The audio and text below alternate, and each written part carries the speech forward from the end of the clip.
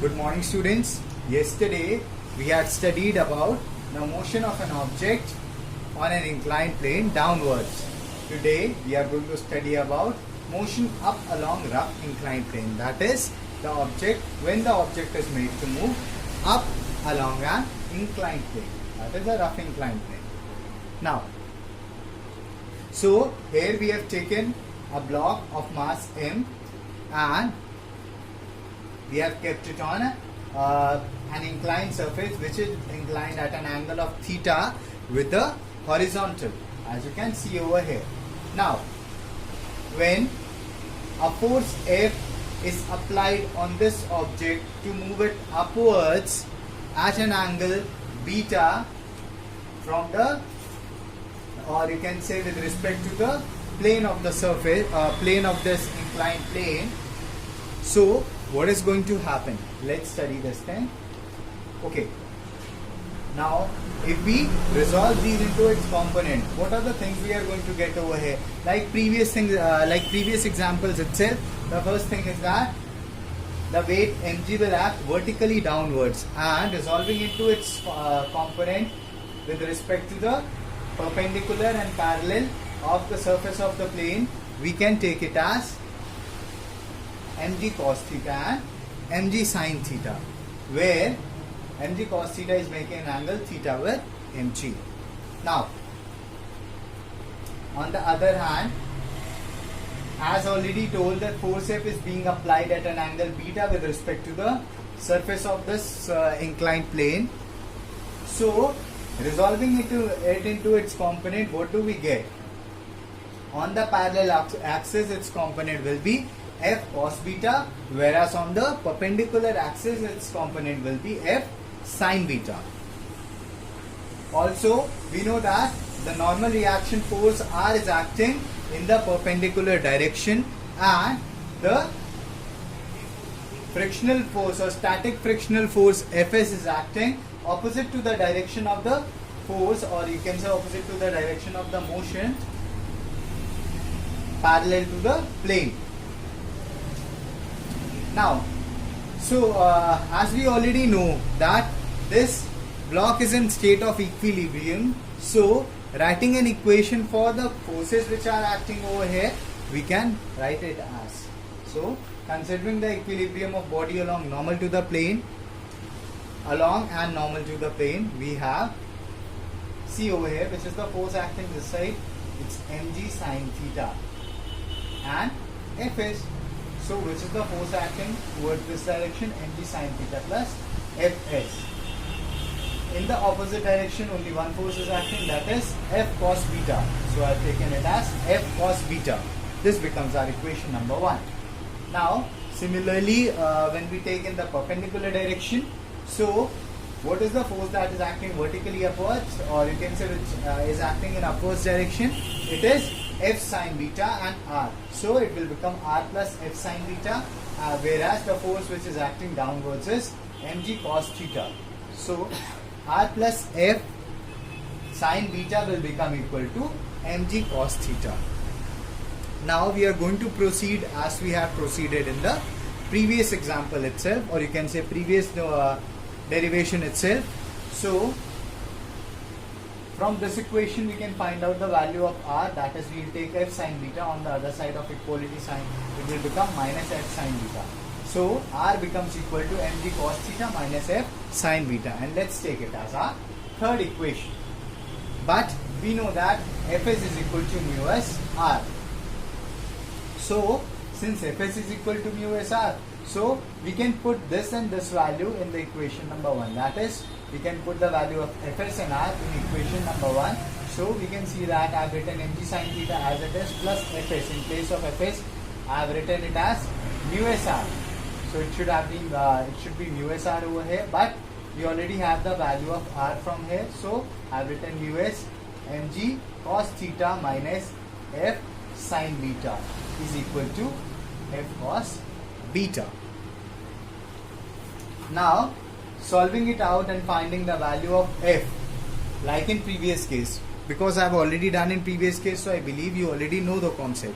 So finding the value of f from this particular equation, we will get it as mg sin theta plus mu s cos theta whole upon cos beta plus mu s sin beta.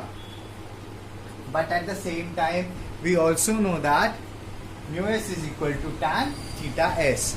So putting the value of mu s as tan theta s, we will get f is equal to mg sin theta plus tan theta s cos theta whole upon cos beta plus tan theta s sin beta. We all know that tan theta can be written as sin theta upon cos theta. So instead of tan theta s, we have written it as sin theta s and cos theta upon cos theta s. So mg sin theta plus sin theta s upon cos theta s into cos theta whole upon cos beta plus sin theta s upon cos theta s into cos theta. Solving further, we have f is equal to mg sin theta cos theta s plus cos theta sin theta s whole upon cos beta cos theta s plus sin beta sin theta s. And we all know that sin a cos b plus cos a sin b is always equal to sin a plus b. Similarly, cos a cos b plus sin a sin b is equal to cos a minus b. So we have written the general formula in this form over here. That is, this is the equation to find out the value of the force that is existing over here. Now, suppose we have to find out the least amount of force which is required to move the body. Then F will be least when this denominator is maximum, and like previous case itself, the maximum value of cos of any angle can be 1. So taking cos beta minus theta s is equal to 1, we get now cos 0 is equal to 1, so obviously this angle becomes equal to 0. So beta minus os is equal to 0. That is, beta is equal to theta s. Therefore, the least force required to pull block upwards will be, now since the denominator has become 1, so we'll have only the numerator, that is f is equal to mg sin theta plus theta s. Some students were having problem in understanding that what is represented by theta and theta s. Theta is the angle with the horizontal. As I told you earlier itself, that theta is the angle with the horizontal, whereas the angle of friction is given as theta s. Let's move on to next topic, that is pulling and pushing of a roller. We are going to study them one by one. Suppose that we take a cross section of a roller. This is a cross section of a roller on which whose mass we have taken as small m, and on this roller, at the center of the roller, that is through the axle of the roller or on the axle of the roller, an angle, a force is being applied with an angle, forming an angle theta with the vertical, or you can say with the normal. Now, what is going to happen over here? When this force is being applied, this roller is going to move in clockwise direction. But before that, let's study that what all forces are acting over here. Now, at this point O, due to the weight of this roller, the force mg is acting vertically downwards. Other than that, since the roller is going to move in anti-clockwise direction, and here we see that it is moving in this direction, that means the force of static friction is going to be applied in the opposite direction and it will point towards this side. Now, at this point, what are the forces acting? Let's see. The normal reaction force will act vertically upwards, and we have taken it as R1, and the external force that we are applying over here is acting at an angle theta with respect to the vertical. So resolving it into its component, we get F sin theta and F cos theta. Now, when we solve this, what are we going to get, or we can say what all forces are acting over here? Let's try to see it. So let us consider that the roller of mass m is being pulled with force F at an angle theta to the vertical at its axle. Now, considering vertical equilibrium. Now when we are talking about vertical equilibrium, which all forces will be acting over here? R1 and F cos theta are acting in upwards direction, whereas mg is acting in downwards direction.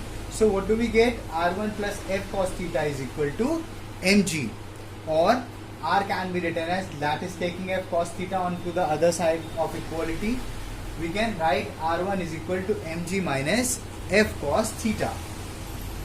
Now from our previous knowledge, we already know that Fs is equal to mu s R. So what we can say over here, that replacing the value of R over here, obviously it should be R1, that is this we can write it as R1. So replacing, or we can say putting the value of R1 in this equation, we will get it as Fs mu s, then in place of R1 we have put this value, so it becomes mg minus F cos theta. So this is the formula in order to find out the force of friction which is acting on a roller when it is being pulled. Let's consider the condition of pushing. So what do we see over here? Now the force in pulling, the force was acting outwards from the axle, whereas in the case of pushing, the force is acting on the axle at an angle theta with the vertical. That means this roller will now move in anti-clockwise direction, or we can say it is going to move this side. So we can say the static friction will work in the opposite direction. So we are taking static friction in this case as Fs dash, and it is working in opposite direction.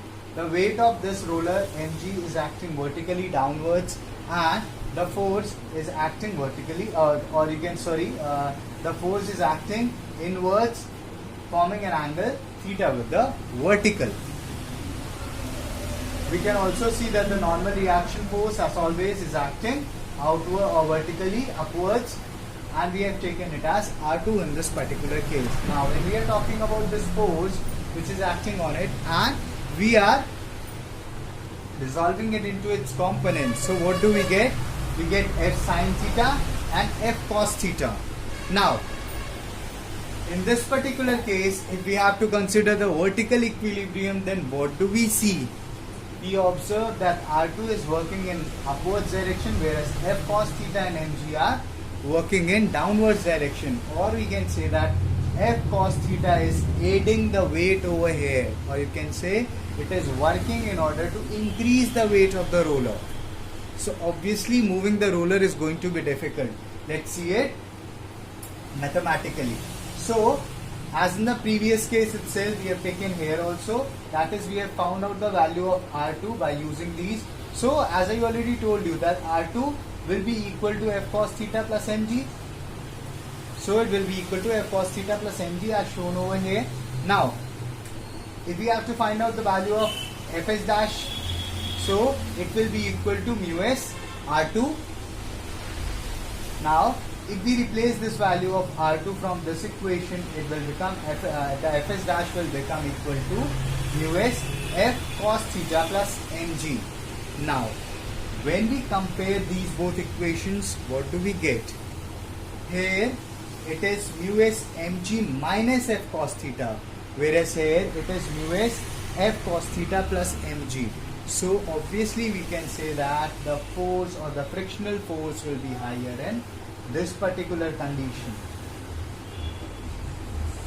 That is, the force or the required force is higher in case of pushing than in pulling, or in simple words you can say that pulling a roller is easy, or it requires lesser amount of force than pushing a roller. I told you earlier also that F cos theta is aiding the weight over here, and hence increasing the weight of the roller, which makes it more difficult to move the roller.